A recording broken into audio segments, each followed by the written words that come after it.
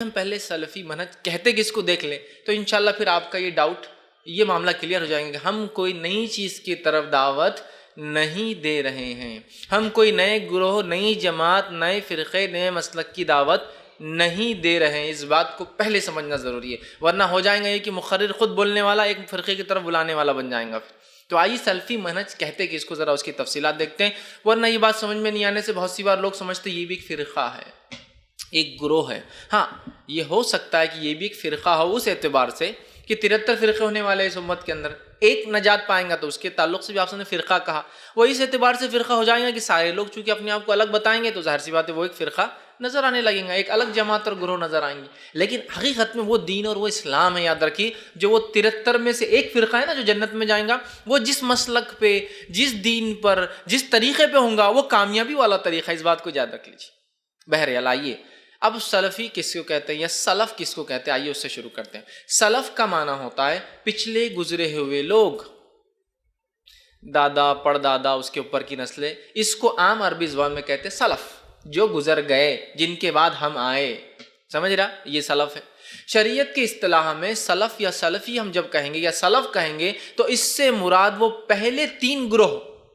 جس میں سب سے پہلے صحابہ کی جماعت، تابعین کی جماعت اور تبع تابعین کی جماعت، جن کے نجات کے تعلق سے، جن کی کامیابی کے تعلق سے نبی اکرم صلی اللہ علیہ وسلم نے صحیح بخاری کی حدیث کے اندر گواہی دی کہ سب سے بہترین گروہ، سب سے بہترین جماعت وہ ہے جو میرے دور کے لوگ ہیں، ثم الذی یلونہم ثم الذی یلونہم، پھر اس کے بعد کے، پھر اس کے بعد کے ہیں۔ تو جب ہم سلف کہیں گے تو اس کا معنی عام گزرے ہوئے لوگ نہیں ہوں گے، یاد رکھیں شرعی اصطلاح میں سلف کا معنی ہوگا صحابہ، تابعین، تبع تابعین، اور سلف میں وہ لوگ بھی شامل ہوں گے جو صحابہ کے طریقے پر بعد کی زندگی گزارے، چاہے وہ اس دور کے ہو چاہے اس دور کے ہو۔ حقیقت میں سلف سے مراد صحابہ،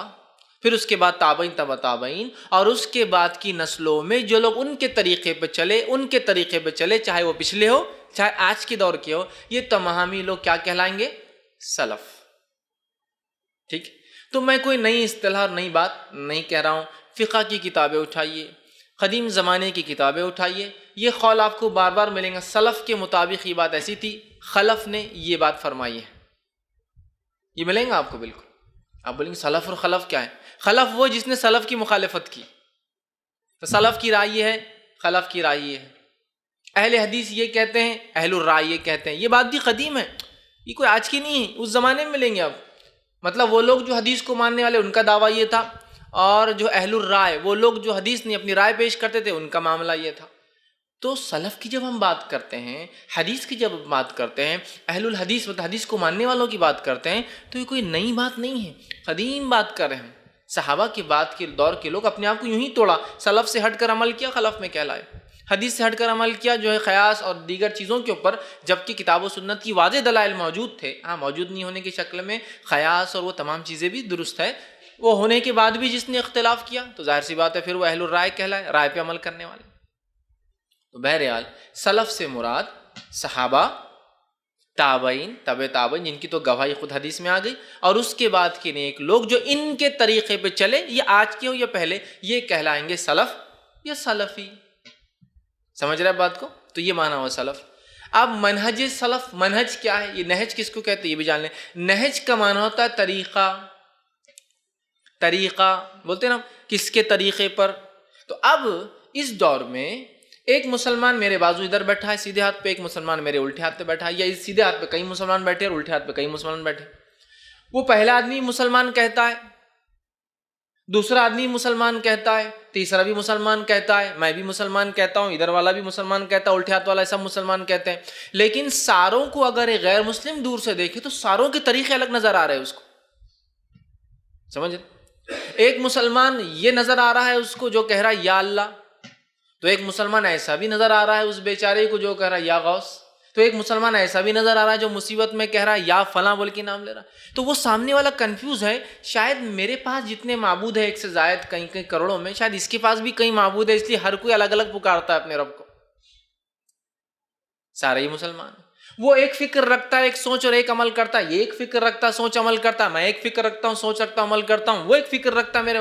اور سارے ہی اپنے آپ کو مسلمان کہہ رہے ہیں، تو اب ضروری ہو جاتا ہے اپنے آپ کو ڈیفائن کرنا کہ کس طریقے پہ ہم رہیں، مطلب کس طریقے پر اللہ کی کتاب اور اس کی رسول کی سنت کو میں اور آپ سمجھتے ہیں، یہاں اس میں ڈیفائن کرنا بہت زیادہ ضروری ہو جاتا ہے۔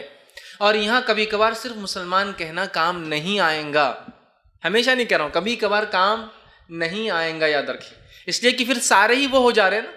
سارے ہی اپنے آپ کو وہ کہہ رہے ہیں، لیکن ہر کسی کا الگ بات ہو رہی۔ ایک آدمی کسی کے سامنے غیر اللہ کے سامنے جھکتا ہے، وہ بھی مسلمان، میں کہتا ہوں وہ جھکنا حرام ہے، میں بھی مسلمان۔ تو اب فرق کرنا ضروری ہو گیا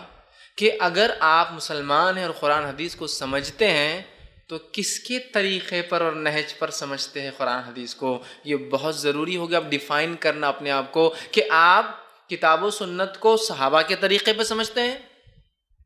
یا کتاب و سنت کو اس کے بعد کے اہل رائے نے، اہل بدعت نے، اہل صوفیہ نے، اہل خرافات جو ایجاد کرتے تھے، اہل شرک نے، اسی طرح جو ہے مختلف قسم کے جو چیزوں کو جنہوں نے اسلام کے بعد مان لیا، یا اہل کلام نے، سمجھتے نا، علم کلام ایک زمانے میں ایسا عروج پر تھا کہ قرآن حدیث پھیکی کر دیتے تھے، کلام منطق لڑائی جا رہی ہے، اہل کلام بس، سمجھ رہے ہیں بات؟ تو کیا ان کے طریقے پر اب کیسے سمجھا جائے؟ تو یہاں اب ضروری ہو جاتا ہے کہ ہم اس دین کو ویسے ہی سمجھیں جیسا پہلی نسل نے اس دین کو سمجھا تھا، اس کے مطابق عمل کیا تھا، جو ہمارے سلف تھے ان کے نہج پر ہم کو چلنا ہوگا، اسی لیے اسے منہج سلف یا سلفی منہج کہا جاتا ہے۔ سمجھ میں آ رہی ہے بات آپ کو؟ تو جب ہم سلفی منہج سلف کی بات کر رہے ہیں، سلف کے طریقے کی بات کر رہے ہیں، تو کوئی نئی بات ہم نہیں کر رہے، کوئی نئے گروہ کی ہم دعوت نہیں دے رہے، کوئی نیا فرقہ ہم ایجاد نہیں کر رہے، ہم تو یہ دعویٰ کر رہے ہیں کہ جیسے وہ پہلے لوگ تھے، جیسا انہوں نے کتاب و سنت کو سمجھا، ہم لوگ بھی کتاب و سنت کو، اللہ کی کتاب کو، اس کے رسول کی سنت کو من اور ان جوں کا توں ویسے ہی سمجھے اور اپنی زندگیوں میں وہی چیز لا کر اپنی زندگیوں کو تبدیل کرے۔ سمجھ میں آ رہی ہے بات؟ تو یہاں ضرورت ہوتی منہج سلف کی۔ عام اعتبار سے، دعوتی نقطہ نظر سے میں ہمیشہ یہ کہتا ہوں کہ ہم کو اپنے آپ کو کچھ اور بولنے کی ضرورت ہوتی ہی نہیں، مسلمان کافی ہے۔ لیکن جب سارے ہی لوگ یہ بات کہہ رہے ہیں، سب کی سوچ اور فکر الگ، سب کا معاملہ الگ، ایک حرام کہہ رہا ہے دوسرا حلال کہہ رہا ہے، ایک کے نزدیک مکروہ تو دوسرا عین حلال بول کر اسی کو عمل کر رہا ہے، تو اب مسئلہ آ جاتا ہے کہ اب ہم کس کی رائے لیں بھائی، کیسے سمجھے اس قرآن حدیث کو؟ ہر کوئی اپنے اپنے اعتبار سے کہہ رہا ہے، اور اللہ رحم کرے ایسی ایسی دلائل اور ایسی منطقانہ اور فلسفیانہ لوگوں نے قرآن حدیث سے نکات نکالے، ہے قرآن اور حدیث ہی وہ، لیکن ایسی اپنی سوچ اور عقلیں لڑائی کہ اللہ رحم کرے کہ ایک صاحب نے تو ایک کتاب لکھی، دیکھیے کتاب تو بلیک اینڈ وائٹ پروف، کتاب لکھی اور کہا کہ غیر اللہ سے مدد مانگنا نہ صرف جائز ہے بلکہ حلال ہے، مانگنا بھی چاہیے، اور قرآن کا حکم بھی ہے۔ میں پریشان ہو گیا کہ کہاں سے لایا اس نے دلیل، چلیے دیکھتے ہیں، تو پھر دلیل بھی موجود ہے، دلیل بھی موجود ہے کہ پکار لو ان کو، وَدُعُوا شُهَدَاءَكُم مِّن دُونِ اللَّهِ، آیت کا حوالہ ہے، وَدُعُوا شُهَدَاءَكُم مِّن دُونِ اللَّهِ، پکار لو ان کو جو اللہ کی سوا جن کو پکار سکتے ہو۔ دیکھو قرآن کی دلیل ہے، حالانکہ یہ آیت مشرکین کے لیے اور انکار قرآن کے لیے آئی تھی، جب اللہ نے سورہ بقرہ میں یہ کہا آیت نمبر 23 کے اندر کہ اگر تمہیں شک ہے وَإِن كُنتُمْ فِي رَيْبٍ مِّمَّا نَزَّلْنَا عَلَىٰ عَبْدِنَا فَأْتُوا بِسُورَةٍ مِّن مِّثْلِهِ، اگر تمہیں شک ہے ہمارے بندے محمد صلی اللہ علیہ وسلم پر جو ہم نے کلام نازل کیا ہے، تم کو شک یہ اللہ کی طرف سے نہیں ہے، تو کیا کرو، تم اس قرآن جیسا ایک صورت لے کر آؤ، مثلی، مثال کے طور پہ وَدْعُوا شُهَدَاءَكُم مِّن دُونِ اللَّهِ إِن كُنتُمْ صَادِقِينَ، اور پکار لو جن جن کو تم اللہ کے علاوہ پکارتے ہو، لا لو سب کو جمع کر لو، جن اور انس اور ساروں کو جن کو اللہ کے علاوہ عبادت کرتے ہو، پتھر اور مٹی، جن جن چیزوں کی، کیوں لا لو، پکار لو ان کو مدد کے لیے اگر تم اپنے دعووں میں سچے ہو۔ آیت تو قرآن کی ہے نا، وَدْعُوا شُهَدَاءَكُم مِّن دُونِ اللَّهِ، سبحان اللہ۔ تو یہ تو ثابت کر رہا ہے قرآن سے غیر اللہ کو پکارنا، ہم کہہ رہے غیر اللہ کو پکارنا شرک ہے، کفر ہے، تو ہے نہیں ہے فرق۔ اب مسئلہ آ جاتا ہے کہ ہم کو اپنے آپ کو ڈیفائن کرنا ہوگا کہ قرآن حدیث کو ہم کس طریقے پر سمجھتے ہیں، کہ ہم صوفیوں کے طریقے پر، کیا ہم اہل کلام والوں کے طریقے پر، یا اہل رائے کے طریقے پر، یا اپنی سوچ کے طریقے پر، یا صوفیوں کے طریقے، کس نہج پر ہم سمجھتے ہیں؟ تو اس میں سب سے پیارا طریقہ اور واحد طریقہ جو کتاب و سنت کو سمجھنا ہے وہ طریقہ ہے جن پر یہ چیز اتری تھی، جو اس وقت موجود تھے، اور وہ جماعت صحابہ ہے۔ اس کی دلائل انشاءاللہ میں آگے رکھوں گا۔ اور آج ہم لوگوں کا حال یہ ہے، اللہ رب العزت نے سورہ یوسف